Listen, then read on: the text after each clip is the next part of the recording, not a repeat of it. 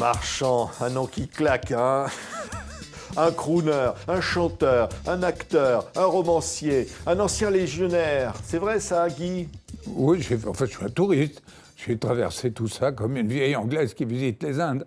C'est vrai? Ben oui, c'est des voyages. Tout ça, c'est des voyages. C'est les voyages. La vie, c'est un grand voyage, quoi. Comme le C'est personnage que du ça, et roman même dont la on va mort. parler. Et même Ouais. la mort. La mort aussi. Un super voyage. Oui, enfin, on ne sait pas ce que ça va être, la mort, hein. Personne ne peut savoir. Mais si, ça doit pas être mal. C'est vrai? Mais oui. Non, mais c'est cool finalement. C'est au fond de voir la vie avec une sorte de légèreté, comme ça toujours. Un peu dandy, un peu comme ça. Oh, dandy, je ne sais pas, mais c'est une philosophie qui m'a touché, le dandisme. J'aime bien la...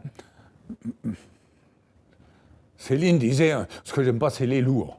Bon, ben, moi, ce que j'aime, c'est la légèreté. Plus je vais vers l'aboutissement de ma pauvre vie, plus je suis léger. Et même, je vais vous dire, docteur, On va pas faire une séance de docteur là, hein, je Guy, fais de la lévitation. Carrément. C'est-à-dire que plus je suis léger, quand je vais mourir, la moitié du chemin est déjà faite.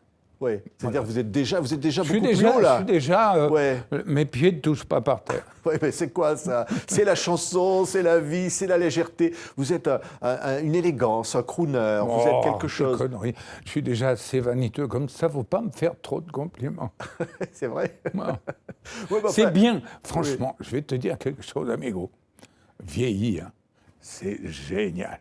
Si tu souffres pas trop, moi je fais encore facilement 300 pompes. Hein. Ah oui. Si on souffre pas trop, on s'en branle, littéralement. Je dis pas dire on se branle. Oui. On s'en branle, on s'en fout. Et c'est la vie comme on l'a rêvé. Voilà. Oui, l'homme qui a toujours aimé les femmes, l'homme de Je n'ai Belleville. aimé que ça. Qui aimait que ça. Non, carrément. Pas les femmes. C'est la féminité, la femme. Tous les livres que j'ai écrits sont des... Même celui-là, Ouais. c'est un livre sur les femmes. Carrément. Mais il s'appelle Garçon, un pastis et un peu moins de vent. Hein. Oui, c'est la Provence. C'est la Provence, là, vous vivez maintenant.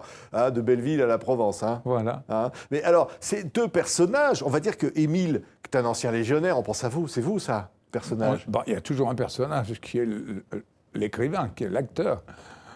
Ouais. C'est moi. Bon. Oui. Et puis Albert. Et Albert, alors, ces deux voisins, il y a une grande maison. Et puis, qu'est-ce qui va se passer? Ils vont d'un coup comme ça.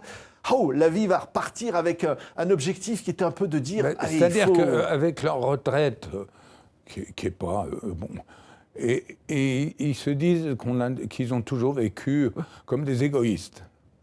Et donc ils décident de faire le bien, de faire une petite société indépendante. Carrément. De faire des bonnes actions. Mais avec un esprit quand même assez rigolard, même ça va provoquer, ils provoquent quand même. Bon, c'est deux déconneurs qui vont se balader c'est un peu des dans la libertaires, misère quoi. des gens. Il y a la société, tout ça, ils ont envie de bousculer. Je ne sais pas, Ouais. je me suis laissé aller. Ouais. Voilà. Ouais, ils se disent au fond, il faut de l'égalité. Ils sont des idéalistes un peu. Ils se disent le monde pourrait être meilleur. Il faut lutter contre les maladies. C'est pas un message du tout. Moi, je ne fais pas c'est pas un roman cérébral. Hein. Ouais. C'est affectif. Moi, c'est l'affectivité qui m'intéresse, même vis-à-vis des femmes, vis-à-vis de tout. C'est le sentiment, quoi. Le sentiment, ça c'est super, quoi. Ouais, le sentiment. Ouais. Mais la poésie, parce qu'ils ont, c'est des poètes. Le sexe, c'est la poésie. Carrément. C'est vraiment... Bon, le sexe, effectivement, en fin de parcours, on fait ce qu'on peut. Mais la poésie, alors là, tant que vous voulez. Ouais. La poésie, c'est quoi, Guy? C'est comme le soleil. C'est-à-dire, quand le soleil vient sur un paysage, c'est la poésie. C'est-à-dire que c'est un choix. C'est un choix. Dans la vie, on regarde une fleur, on regarde un paysage, on regarde une femme.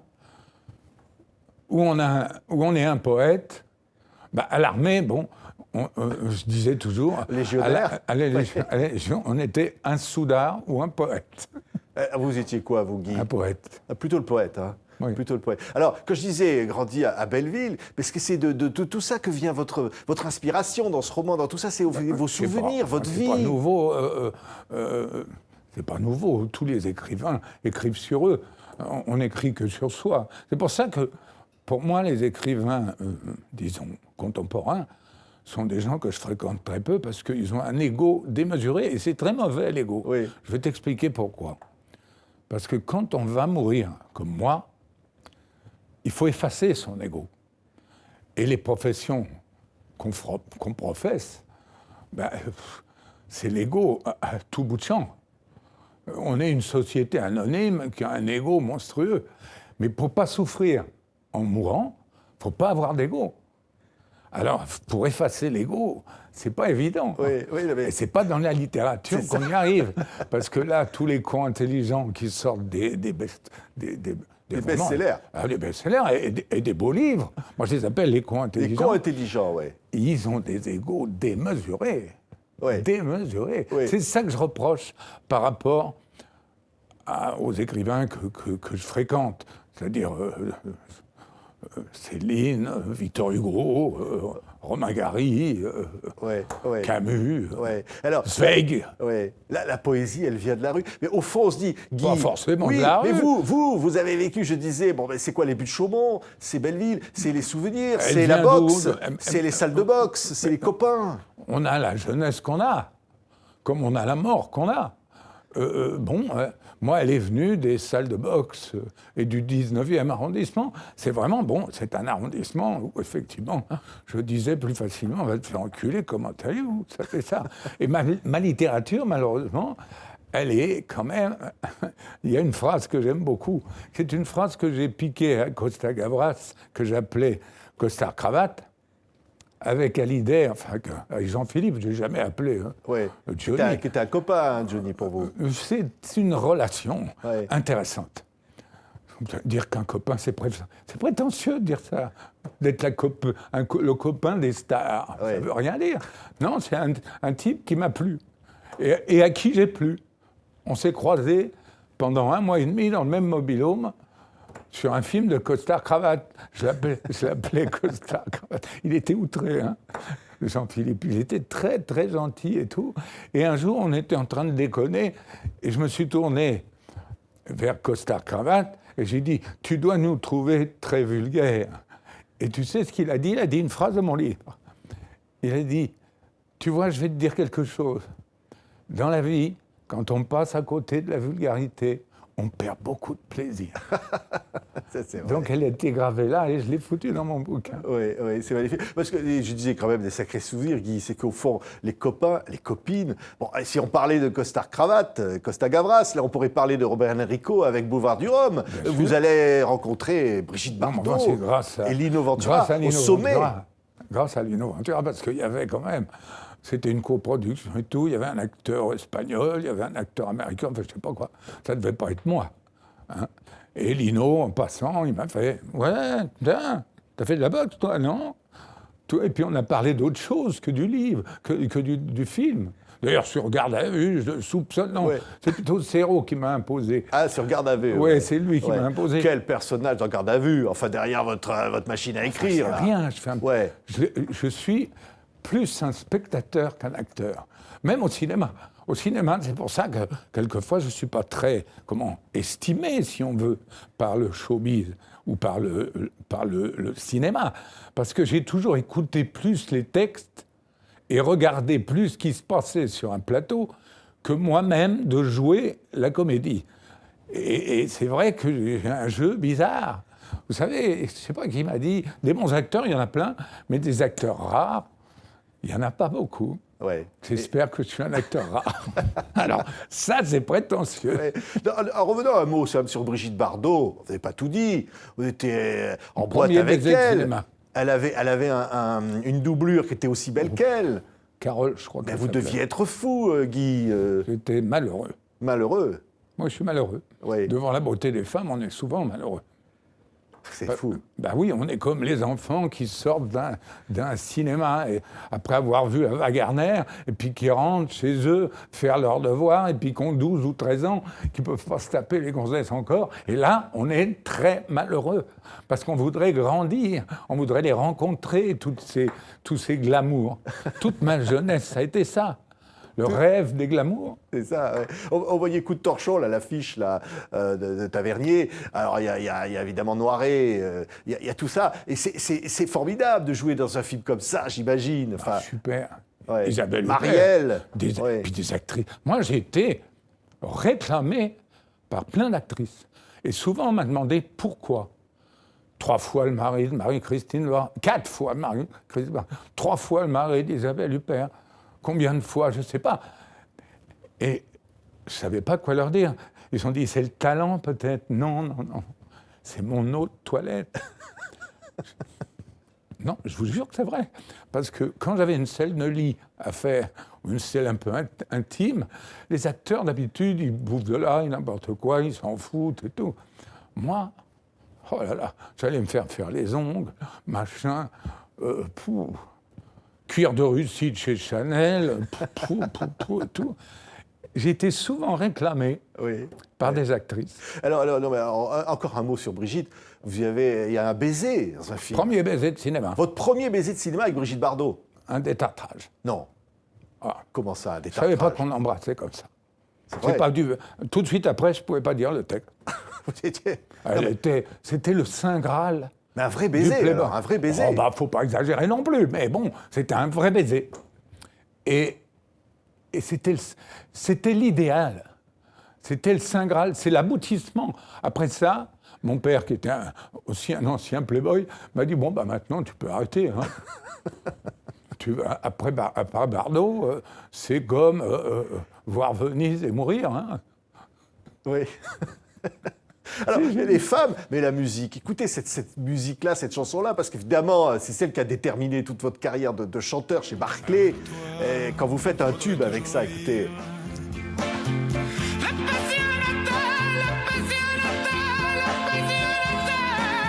La Passionata, un tube total. J'ai écrit ça le jour de Cameroun, 30 avril, à la fête de la Légion, à Boussahada, carrément, en Algérie. C'est un cri de désespoir. C'est un cri de jeunes gens qui sont perdus. J'ai écrit un bouquin là-dessus.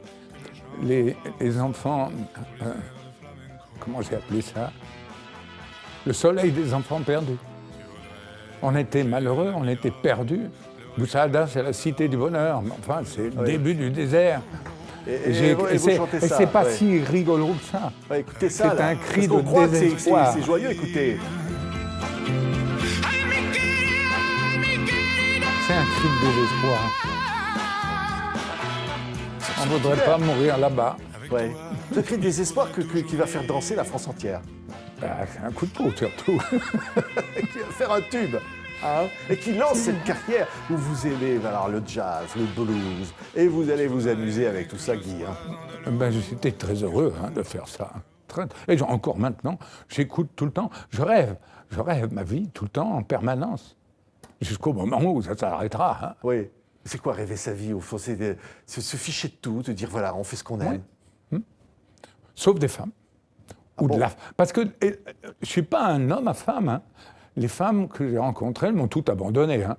Mais je les vois toujours. La dernière est sublime. Elle vit à Berlin la plupart du temps, mais elle m'appelle 2 fois par jour. Qu'est-ce que tu fais? Qu'est-ce que tu manges? Qu'est-ce que tu fais? Et quand je la vois, c'est comme la première fois. C'est magnifique. Ouais. Vraiment, la vie, c'est les femmes. Alors, de dire ça, moi, je ne suis pas un homme politique, je ne veux pas qu'elle vote pour moi.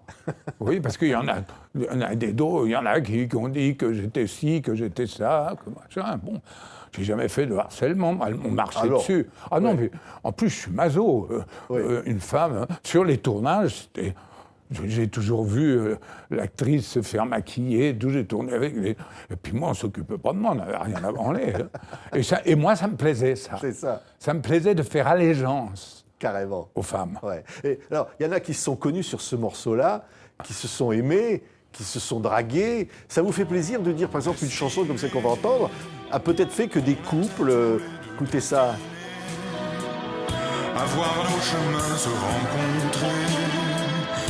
C'est une connerie, ça. Oui, mais enfin, c'est un slow. Moi, je m'en fous, ça c'est bidon. Mais peu importe. Oui. Si les gens ont eu une espèce de comment dire, poésie, du romantisme à bon marché. Oui, mais ça compte le romantisme, même à bon marché, c'est Au super. départ, c'était un gag.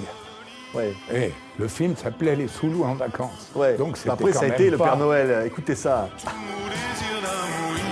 Ouais, bon, on croyait pas que ça allait marcher. Hein. Ouais. Alors vraiment, on était ailleurs. Hein. Avec Zidi, franchement, on s'est dit, ça va jamais marcher ce truc. Il m'avait dit, en plus j'ai choqué les gens en disant ça, oh, putain, je ne veux pas le redire, mais on avait fait l'été indien. Il voulait l'été indien, donc on a fait l'été indien à l'envers. C'est l'été indien à l'envers, hein, parce que et nous Ah, carrément. c'est l'été indien Ah, là, bah ouais, on c'est peut pas facile, nous alors. attaquer. Oui. Oui, on a le droit de faire Ave Maria à l'envers. Hein. L'été indien à l'envers. Hein. C'est Jodassin ouais. à l'envers, alors, en fait. Hein. Ouais, c'est l'été ça. indien à l'envers. Ouais. Alors, Nestor Burma, c'est quand même un truc. Ça, c'est le truc le plus intéressant que j'ai pu Quand faire. même. Oui, moi j'ai bien aimé Léo Mallet. Ouais. Avant sa mort, il a dit tu seras toujours mon Nestor Burma. Entre-temps, il m'avait dit maintenant, bon, je ne peux plus dire ça parce que c'est Quoi, trop... quoi Vous le couperez. Oui, alors, on on me le suce coupera. plus. On me mâche. Comment ça?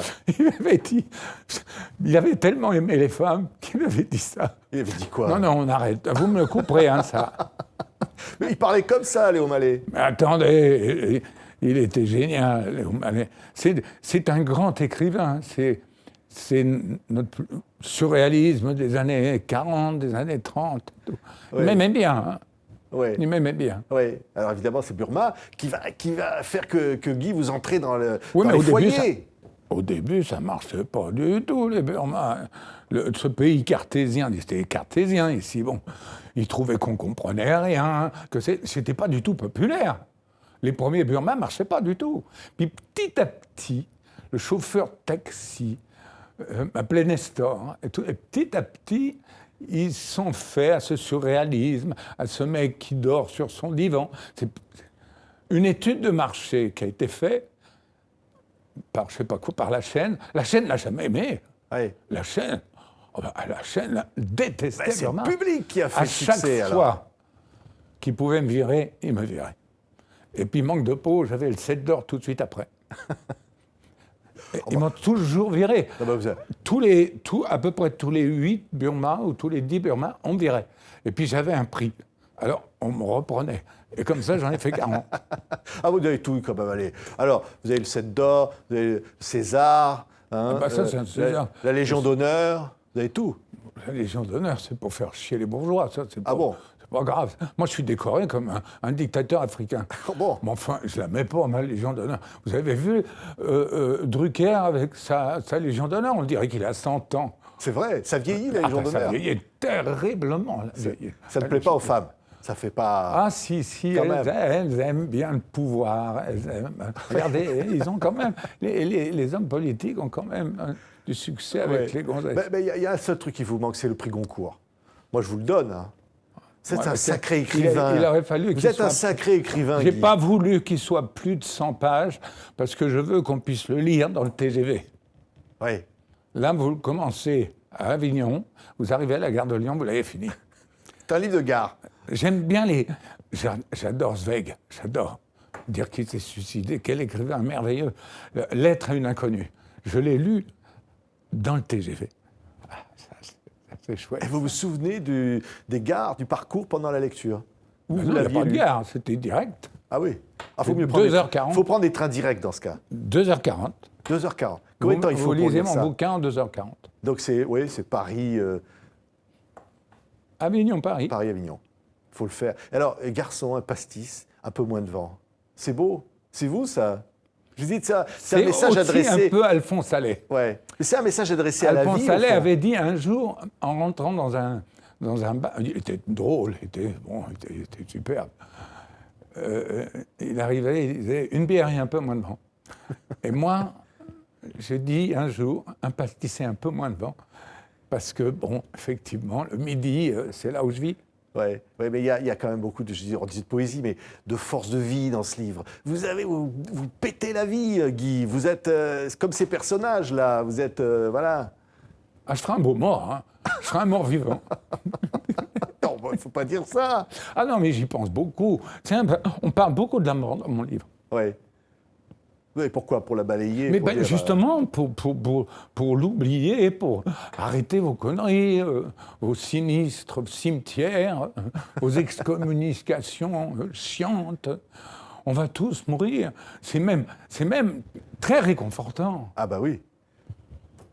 C'est fantastique. Ça, ben, On est dans le TGV, tous Ouais. là, on se regarde tous. Quand on prend l'avion, c'est très marrant d'ailleurs. on se dit qu'on peut Justement, tous tomber là. j'en parle de l'avion disons, du Paris-Nice, par exemple. La mort, c'est les toboggans, vous voyez les toboggans, sourire de l'hôtesse, tout le machin, et on sort. Oh, 10 degrés de plus. C'est chouette la vie. Mais s'il n'y avait pas la mort, on se ferait chier. C'est vrai. Parce que je vais vous dire, les dieux sur l'Olympe s'emmerdent. Pourquoi? Et pourquoi ils draguent des mortels? Jupiter, tu vois, se tapait que des mortels et tout. Parce que quand on est immortel, on s'emmerde. Et au bout d'un certain temps, comment ils s'appellent, les vampires, au bout de 100 ans, de 150 ans, ils veulent mourir, ils se font chier. Non, tout ça fait partie du plaisir de vivre, même l'idée de la mort. Merci Guy Marchand. Allez, moi j'ai envie de monter dans le TGV avec ce bouquin-là.